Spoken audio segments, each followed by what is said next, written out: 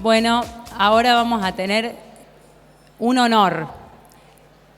Un gran amigo de Fundación Libertad, escritor, autor de varios ensayos, libros. Álvaro Vargas Llosa, te queremos escuchar. Álvaro va a hablar de Latinoamérica y su visión. Adelante, Álvaro, vamos. Muy buenas noches. Es un gran honor y un gran gusto estar aquí con ustedes. Les prometo que voy a ser muy breve. Lo último que quieren a los postres esta noche es que les inflija una larga perorata sobre América Latina. Voy a ser muy breve y tratar de compartir con ustedes 2 o 3 ideas muy sucintas. La primera es que, ya lo saben ustedes, pero se los voy a repetir como forastero, tienen razones para sentirse especialmente orgullosos de ser o de pertenecer o de ser amigos de la Fundación Libertad. Yo he considerado siempre esta fundación como heredera de la gran tradición liberal argentina, heredera de la corriente liberal que la hubo otras también, de la Revolución de Mayo que se enfrentó al gran monopolio de la colonia, heredera, por supuesto, de la generación del 37 que se enfrentó al despotismo de Rosas, heredera de la generación del 80 que le dio a la República Argentina su era de prosperidad, la más grande que ha atravesado y experimentado cualquier lugar de América Latina, heredera, en fin, de las largas luchas liberales del siglo XX, los intelectuales que se enfrentaron a Perón en los años 50, los que defendieron la libertad política y la libertad económica en ese periodo traumático entre los años 60 y la recuperación de la democracia, el año 83, una Argentina polarizada entre el fascismo de izquierda y el militarismo de derecha, durante el cual defender la libertad política y la libertad económica era estar confinado en un grupo marginal y aislado, pero que hoy a la distancia cobra especial significación y quizá puede decirse que heredero también de la mejor UCD, la UCD de los años 80, antes de que los acontecimientos de los años 90 eclipsaran su estrella. De manera que esta es una fundación que tiene un riquísimo abolengo, que pertenece a una ilustre estirpe, y para mí es un gran honor estar con ustedes esta noche celebrando un año más de esta extraordinaria y admirable institución. Fundación Libertad no solo es una fundación rosarina y argentina, sino que es también latinoamericana y universal. Y eso es especialmente importante en esta época. Una época en que América Latina vuelve a sumirse una vez más en su historia republicana en la confusión con respecto a las claves de la prosperidad, con respecto a las claves del desarrollo. De un confín a otro de América vemos una vez más resurgir fuerzas oscuras que militan contra la posibilidad del desarrollo, y vemos también del otro lado a quienes creían tener las ideas claras ofuscarse, intimidarse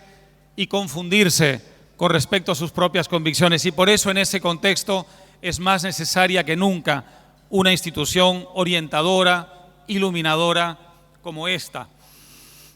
Si empezamos por el norte, México, ¿qué tenemos? Tenemos que en ese gran país, la segunda economía y la segunda población de América Latina, regresa el populismo en una de sus manifestaciones peores, que es la del viejo PRI, que intenta resucitar hoy a través de la figura del señor López Obrador, que ha logrado en apenas un año la proeza de que su economía registre un crecimiento económico de 0%. Si vamos un poco más al sur, vemos en Sudamérica, y me salto Centroamérica para no convertir esto en una perorata interminable, pero también pasan cosas importantes en Centroamérica. ¿Qué tenemos? Tenemos, por ejemplo, el resurgimiento en Chile de corrientes antimodernas y antiliberales que en nombre de la lucha contra la desigualdad quisieran retrotraer a Chile a las épocas de la caverna. Un país que ha reducido la pobreza al 7%, que ha llevado a sus ciudadanos a estar a $5.000 per cápita del desarrollo y que sí, hay que repetirlo una y otra vez, es el país que ha venido reduciendo la desigualdad de una forma más acelerada en los últimos 15 años. Un país que era, y yo creo que más temprano que tarde volverá a serlo, una referencia para el resto de la región, pues allí en el corazón de la parte más avanzada de América resurgen las fuerzas oscurantistas del pasado para tratar de sabotear el más exitoso esfuerzo de modernización de América Latina. Un poco más allá, en Colombia, que registra hoy la economía más exitosa del año, vemos esas mismas fuerzas intentar derrocar a un gobierno legítimamente elegido y tratar en nombre de la lucha contra la desigualdad y de la lucha por la justicia social de impedir una serie de reformas, no tan audaces como algunos quisiéramos, pero reformas al fin y al cabo, tratar de sacar a Colombia del marasmo, del estancamiento en el que estaba sumida. En Ecuador, un tímido esfuerzo de racionalidad económica gatilló una asonada golpista a la que contribuyó desde Caracas y desde La Habana y probablemente también desde La Paz, la otra La Paz, una corriente populista que no contenta con haber infligido a sus países el desastre económico más grave de las últimas décadas, pretendía y sigue pretendiendo impedir el despegue de Colombia. Y yo podría pasarme la noche enumerando todos los esfuerzos que de un confín a otro de América pretenden, contra los vientos de la historia, impedir la prosperidad, el progreso, el desarrollo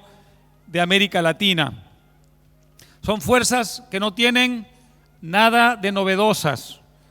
que representan la apuesta más rancia por el pasado fracasado de América Latina. No hay en ellas un ápice de idealismo, de generosidad, de ilusión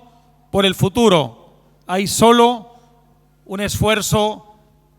diligente, concentrado, fanático por impedir el progreso de América Latina. Esas fuerzas no son conscientes de que somos un subcontinente que se va quedando atrás. Yo revisaba las cifras el otro día para comparar América Latina con otras partes emergentes del mundo y la verdad es que no nos dejan muy bien parados. En los años 80, la contribución de América Latina al crecimiento mundial más o menos representaba el 33%. Hoy representa apenas el 12%, la tercera parte. Mientras que los otros países emergentes que contribuían más o menos lo mismo que América Latina al crecimiento universal, 33%, hoy representan el 60% del crecimiento. América Latina, repito, apenas el 12%. El crecimiento de América Latina entre el año 2000 y el año 2016 en promedio fue 2,8% al año, un crecimiento muy pobre si tenemos en cuenta que esa época contiene el largo periodo conocido como el boom o la bonanza de las materias primas. De manera que quienes hoy apuestan por derrocar gobiernos legítimos, por desviar a América Latina del derrotero de la prosperidad, por retrotraer a esta región a las épocas de la caverna y del fracaso, lo que están pretendiendo es perpetuar esa triste realidad. Sin embargo, no es un mensaje pesimista el que quiero compartir con ustedes esta noche. En realidad, yo soy sumamente optimista, porque en todos esos lugares veo a las fuerzas de la libertad organizadas para resistir y concentradas en la enorme tarea de superar esos obstáculos para seguir adelante. Si ustedes se fijan lo que está pasando en Chile en los últimos días, constatarán que a pesar del famoso 1.000.000 de personas protestando airadamente contra el gobierno de Piñera en las calles, a pesar de las 80 estaciones de metro incendiadas, a pesar de que han convertido las calles de Santiago y otras ciudades de Chile en un polvorín, esas fuerzas retrógradas merecen hoy el repudio de una enorme masa de chilenos. Esos chilenos que no salieron a las calles, pero que constituían y siguen constituyendo la mayoría silenciosa, que desde sus hogares veían con horror la posibilidad de que su país regresara a los años 70, del que costó tanto y tan traumáticamente salir, y que hoy empiezan a expresarse en esas encuestas que registran que las fuerzas de la izquierda radical hoy están en un magro cuarto lugar, muy lejos de las primeras 3 candidaturas que representan con variantes las fuerzas de la modernidad y las fuerzas de la libertad en todos los frentes, el cultural, el político, el económico, etcétera, etcétera. De manera que tengo la absoluta convicción de que el proceso constitucional que se ha puesto en marcha y que, como saben ustedes, llevará casi un par de años culminar, será un proceso que no llevará a Chile a alejarse excesivamente del modelo actual y que con suerte logrará, dentro de los parámetros de ese exitosísimo modelo, el más exitoso de América, atender la muy legítima preocupación de un sector importante de la ciudadanía, que en la medida en que Chile, como otros países de América Latina, dejó de crecer desde el final de la bonanza de los commodities, y en la medida en que las expectativas de esa nueva clase media se desbordaban, y en la medida en que las comunicaciones globales permitían a los chilenos, como a otros latinoamericanos, compararse con el resto del mundo, iban sintiéndose frustrados, marginados y desilusionados. Pero yo creo que Chile tiene unas reservas suficientes de lucidez política, de experiencia acumulada para atender esas expectativas frustradas sin renunciar a lo más precioso que ha sido capaz de construir un país latinoamericano en el orden de la vida institucional, que es un modelo que ha hecho de ese país un referente para el resto de la región. Si miramos lo que está pasando en Brasil, que es un país que creo que hay que tener muy presente, porque allí están ocurriendo cosas que detrás de los titulares escandalosos y llamativos de los periódicos empiezan a orientar a ese país en la buena dirección, también creo que hay razones para el optimismo. Allí las fuerzas que sumieron a ese país en un mar de corrupción, en un fango de podredumbre moral en los últimos años, y que además condenaron a Brasil después de un periodo de relativa prosperidad, en gran parte por factores externos, a una recesión casi perpetua, de año tras año tras año, están intentando impedir un proceso de reformas que es quizá el más audaz de la región, tanto más admirable cuanto que tiene lugar en el marco de un gobierno complejo, un gobierno presidido por una figura eventualmente populista, un gobierno compuesto por corrientes muy contradictorias, pero dentro del cual un ministro de Economía que es quizá el ministro más audaz, más osado y más admirable de la región, Paulo Guedes, intenta llevar a cabo cosas que hace mucho rato no se veían en nuestra región. Bueno, pues todas las encuestas en Brasil